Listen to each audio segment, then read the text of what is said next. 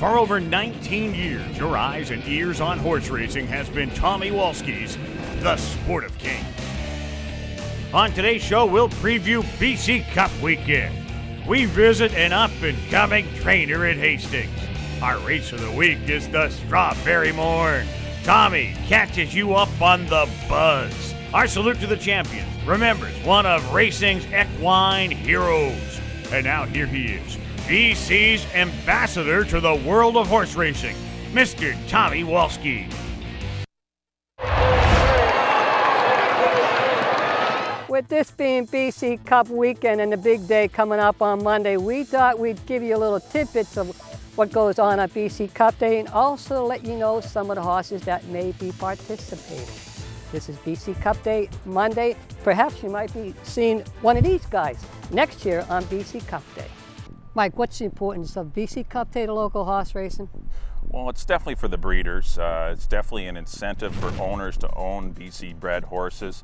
That way they can pay top dollar and keep the breeding programs going. It's more of a churn. You want people to own BC breds and you have to have incentive for it. And those races are definitely incentive because they're restricted to only BC breds. And so therefore people can pay a few more dollars for a yearling at a sale and keep the breeders in money. How did BC Cup get started? It was probably kind of a copycat effect from the Breeders' Cup. The Breeders' Cup started in 1983, the brainchild of John Gaines, and it was kind of copycatted in California with the Cal Cup in 1990. That's when it was initially there for just California breds. And we kind of copied it 5 years later in 1995. We saw the success of Cal Cup and of course the Breeders' Cup. So why not have a day for just our own British Columbia breds and really showcase the talent that we do have. Mike, you remember the opening year? 1995, yeah, they started. I remember all the winners that day, but I know What You're Doing Tonight won the filly and mare, the first distaff, and there were some pretty nice horses. We had a lot of nice horses here in British Columbia. You know, the Traveling Victors and the Police Inspectors, the Delta Colleens that were BC breds never got a chance to run on a BC Cup Day. Imagine what they would have done because they were so successful in open company races anyway. But it's been great to add to the breeding programs to get more more stakes winners in the province. Some memories from BC Cup Day? Well, there's been a lot of them. We've had so many nice BC breds in the province. You had your Lord Nelsons, Strawberry Morns. I would have to say Arctic Sun winning 3 consecutive BC Cup Classics would have to rank up there. But it's a tough call. But it's pretty tough to win 3 consecutive times. And Arctic Sun was a pretty special horse. The stars. There's going to be a lot of them, and a lot of the divisions are kind of very contentious. The 2-year-olds really, I would say the 2-year-old filly, Sunnyside Gal, because she was a good second to a very nice filly called Claire Measy, who is, of course, a U.S. bred that isn't eligible. The 2-year-old colts will be wide open. I think the 3-year-old colts, too, as well as the fillies, will both be really toss-up. Good betting races. Because the stake winners this year have primarily been U.S. breds in both the 3-year-old colt and the 3-year-old filly divisions. The older mares, Wanda Woman and Classic Alley Cat again, probably. That'll be a lot of fun to watch to see if she can go a mile, carry her speed rate a little bit better than 44 and 4. And the Classic, Spaghetti Mouse, he's a fan favorite. See if he can get near the $1 million. He certainly would need to if he's going to get over the $1 million to become BC's first ever millionaire. He's going to have to probably win on BC Cup Day, but he's going better. That's a contentious race. It's really tough to pick out one horse, but I guess if I had to pick one, I would pick Spaghetti Mouse just because it's in my heart to cheer for an old fella that still has some class. What can the fans look forward to seeing? Good competitive races, big fields, hopefully great weather, but it should be great competitive race. It's always a fun day. It is. The atmosphere is great here. We all have other things going on track. It's usually a really festive day, and the horses are just the cap of everything. It's just always a lot of fun watching the best race against the best.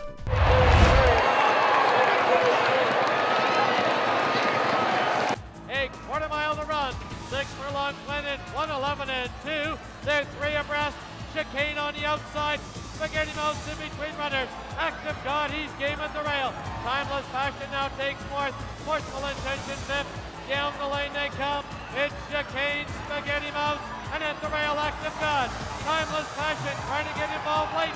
Chicane, here's Timeless Passion trying to close up on the outside. But Chicane, the captain of the Classic. Timeless Passion second. recently, you may have noticed the name Jody Rosson on the program and said, who is Jody Rosson? Well, Miss Rosson happens to be the daughter of former trainer and jockey Roy Rosson.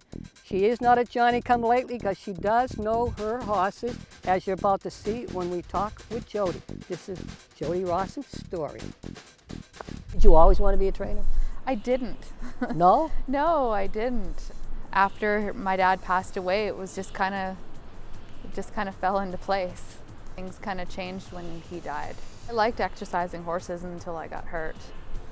But when I couldn't do that anymore, the next best thing was to train. And now I love it. Your dad, Roy, was a popular trainer at Hastings. Did you learn much from him?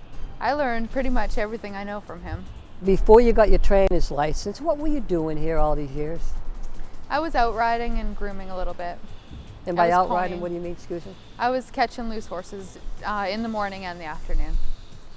When you're doing that, can you make a living ponying horses? Oh yeah, I did. It was fun for a lot of years, but you're only as good as your pony, and my pony got old, so had to move on to something else. Jody, how many horses do you have in the barn right now?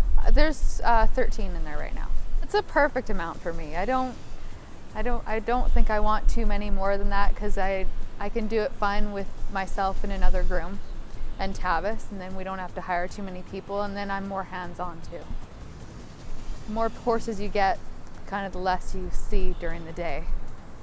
And then if you have too few, it doesn't really work out at the end of the month. So 13 or 14 is perfect. How important is Tavis to you?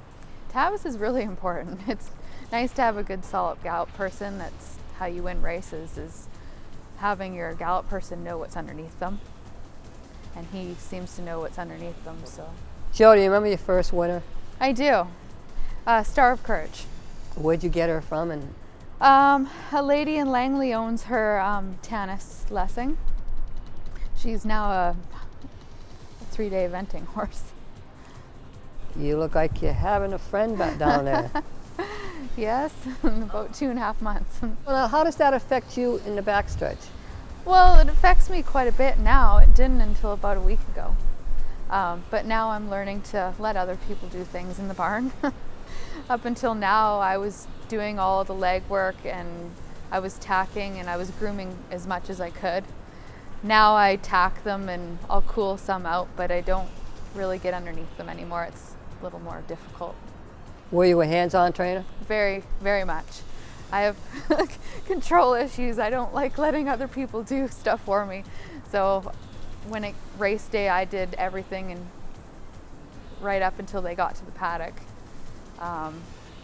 After, yeah, no, I got lots of help too, but I like to be there and oversee everything.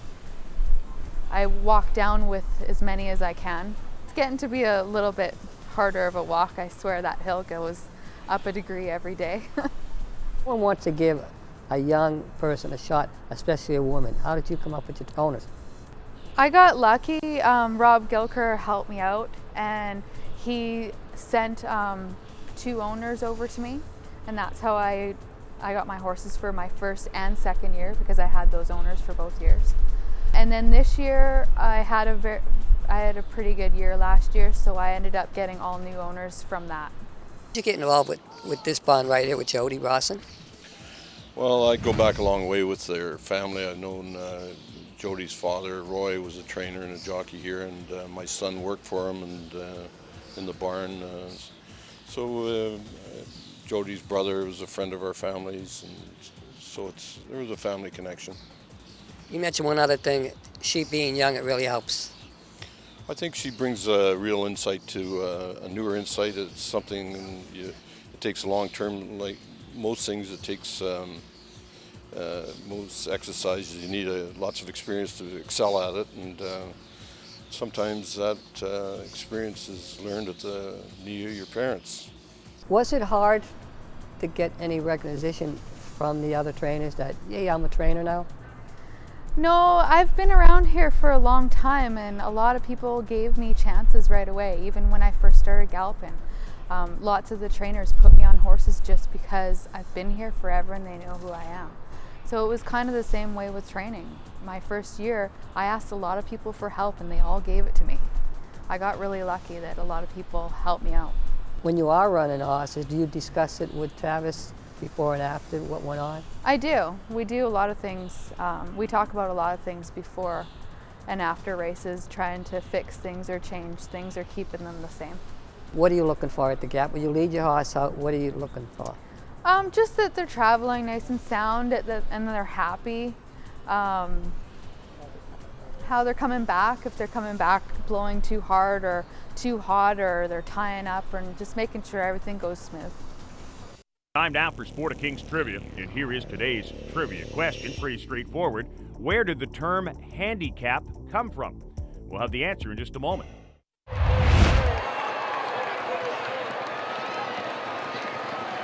Into the far turn they go. 6 furlongs in, 113 flat. It's Till the Storm. Crazy Coffee now takes another shot at him on the outside. 2 lengths back, Brick of the North, Ukashata and Emancipated as they turn for home. They've gone at it from the start. Till the Storm on the inside, on the outside, Crazy Coffee. Crazy Coffee now by a head. Then Till the Storm and Brick of the North closing on the inside. But the Redicop Classic to Crazy Coffee. Till the Storm second. It will be Brick of the North third, and Ukashata fourth, Emancipated fifth. Time now for the answer to today's Sport of Kings trivia question. The term handicap comes from the early practice in horse racing of making the riders of the best horses ride while holding their hats in one hand. That was their handicap.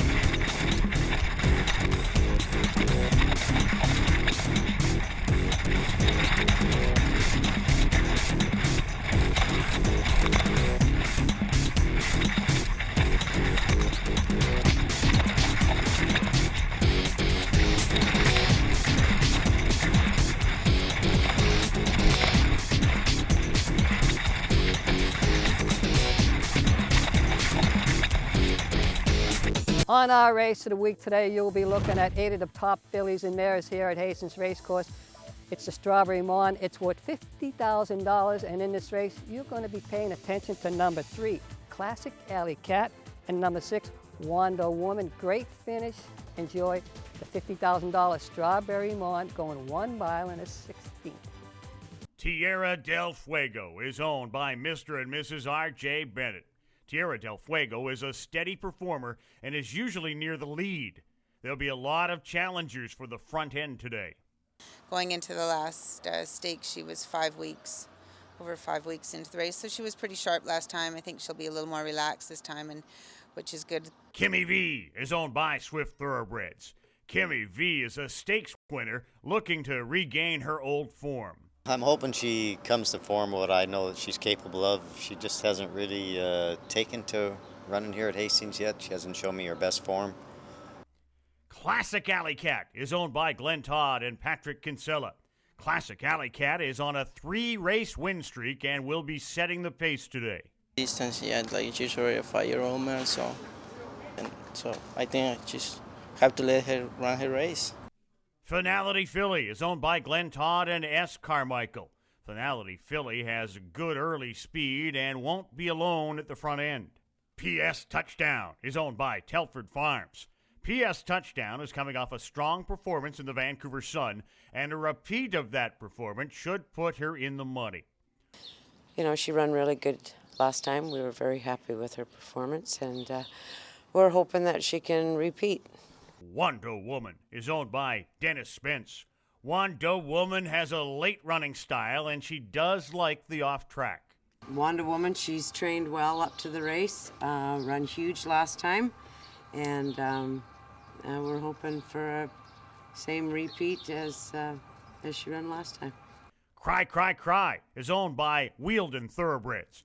Cry, Cry, Cry is coming off a big win sprinting, and she'll be part of the early pace. The races, looks like a bit tough, but the filly she's in a good spirit right now. She won last time, and I think she likes this kind of track. That's the one thing about it. Dearest Princess is owned by RJT Thoroughbreds. Dearest Princess is hoping to regain her form of last year. She gets the bug today. Well, I think she'll run pretty good today. Her form this year hasn't been that good, but we've made a few adjustments, and I think she'll come back more towards her form from last year. And now, let's enjoy this strong field of fillies and mares. They're going a mile and a 16th for a purse of $50,000 in the Strawberry Morn. There they go. Wonder Woman off a step slow. Field of 8 sent on the way into Strawberry Morn. Kimmy V and Classic Alley Cat hook up and nearly going. Cry, Cry, Cry comes away running in third. Tierra del Fuego trying to run off a little bit. Finality Filly, PS Touchdown. Dearest Princess, Wonder Woman the trailer. She's already 14 off the lead. As they enter the stretch now, trying to steal it early, Classic Alley Cat has sprinted away by 4. Racing in second is Cry, Cry, Cry. Kimmy V in third. Then it's Tierra del Fuego. PS Touchdown, Finality Filly, Dearest Princess, and Wonder Woman opening quarter. Sprint time, 22-2. Into the clubhouse turn they go. They'll have to come and catch. Classic Alley Cat. Gutierrez takes a quick peek. He still has that 3-length advantage. It's Cry, Cry, Cry in second by about 5. Kimmy V in third. Tierra del Fuego fourth. Finality Filly, PS Touchdown. Followed by Dearest Princess. Wonder Woman now starting to close some ground. There midway on the back stretch, and Classic Alley Cat getting a little weary. The half comes up at 44-4, and into the far turn they go. Classic Alley Cat by 2 1/4. It's Cry, Cry, Cry in second. Wonder Woman is picking off runners. Tierra del Fuego, Kimmy V, Dearest Princess, Finality Filly, PS Touchdown. 1/8 of a mile to go in the Strawberry Morn, and Classic Alley Cat getting a little leg worry from those opening fractions. And Wonder Woman, she's now engaging on the outside. Wonder Woman, Classic Alley Cat, Tierra del Fuego. Wonder Woman will score in the Strawberry Morn. Classic Alley Cat a very game second. Photo for third, Kimmy V and Tierra del Fuego. How far back were you in this race? Actually, I was about 15 lengths behind, and my horse got too little too relaxed in the gate and broke a little slow. So anyway, but on the first turn, I heard that we were going like 22 and 44 and change. And so I said, you know what, it's got to slow down for us, because I mean, it's going to set up for us, and everybody's chasing the other horse. It kind of helped me out and soften up stuff for me. But I mean, you know, the track is totally different than other times, and I was worried a little bit, but it seemed like it handled it good and everything. So, you know, like Cindy and everybody's doing such a wonderful job in this fielding. It's just, she's on her peak right now. You were quite confident in her today, weren't you? Yeah, she's trained really, really well. And she just seems like she's getting a little smarter every time she goes over there. So I'm hoping she still has a lot more to learn. Congratulations. Thank you very much.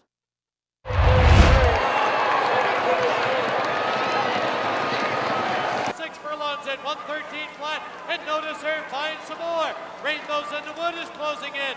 Windstorm against the sky. Lasting Spice will his intention miss. Katie Rain as they turn for home. Notice her with a short advantage. Rainbows in the wood. Windstorm now off the fence and trying to close. Rainbows in the wood. Windstorm has dead aim on her. Notice her down on the inside.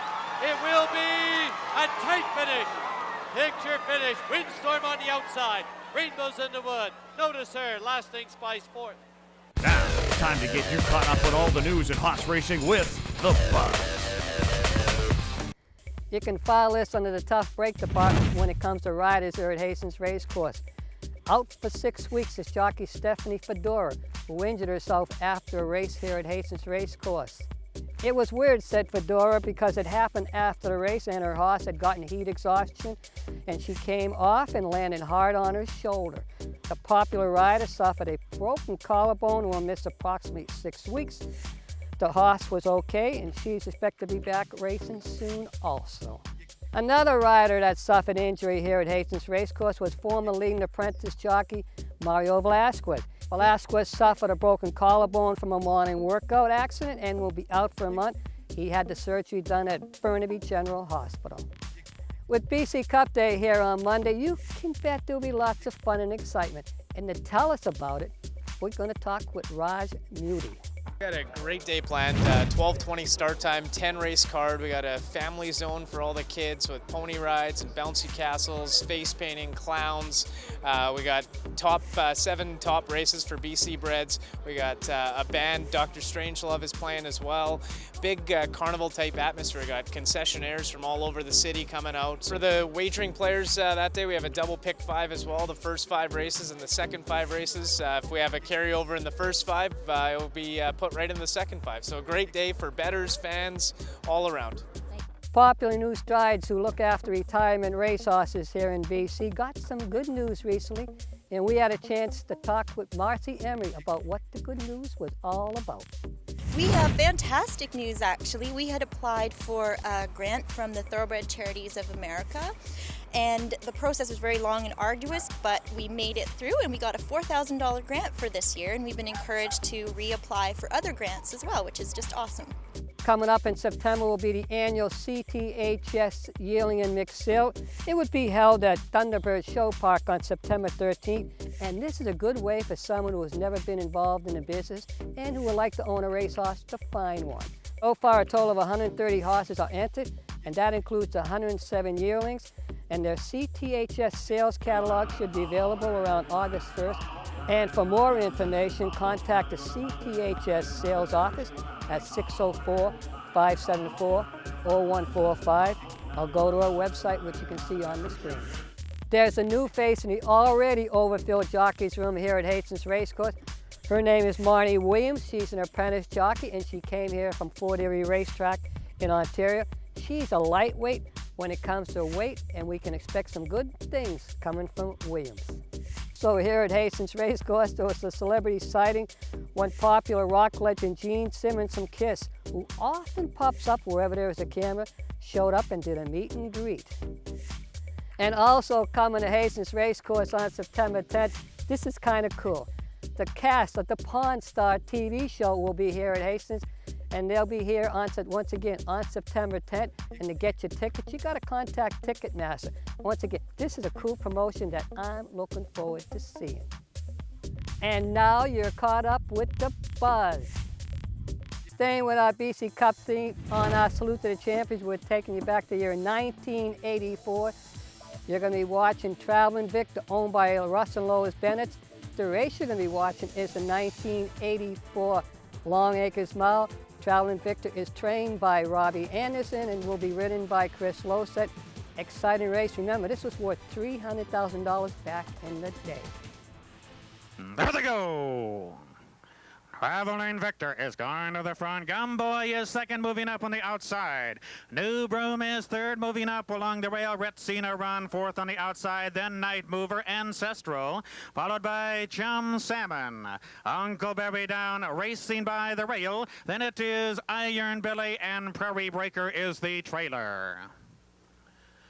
Now they're turning for the backstretch. Now New Broom has the lead by 3/4. Traveling Victor alongside, down along the rail by 3.5 lengths. Then it is Night Mover, Retsina run on the outside, Gumboy between horses. Then Ancestral, Iron Billy, Chum Salmon, Prairie Breaker, and Uncle Berry down the trailer. Now they're going to the half. New Broom has the lead by a neck. Traveling Victor on the rail in second by 4. Night Mover third by 3/4. Retsina run fourth on the outside. Gumboy is fifth. Then Ancestral, Iron Billy, Chum Salmon, Prairie Breaker, and Uncle Berry down.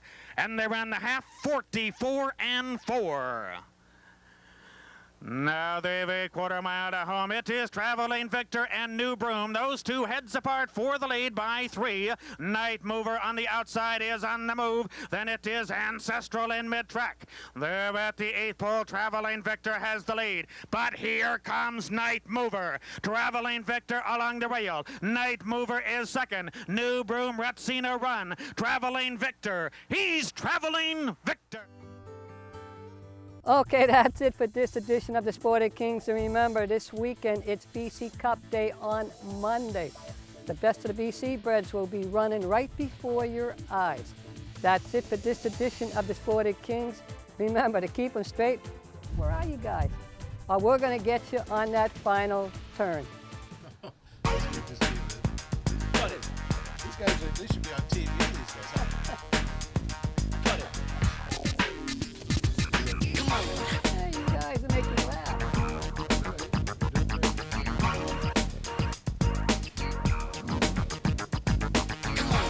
Ready? Yep. Recently, you may have noticed the name Jody Rosson on the program and said, who is Jody Rosson? Well, Miss Rosson happens to be the daughter of former trainer and jockey Roy Rosson. She is not a Johnny come lately, but she does know her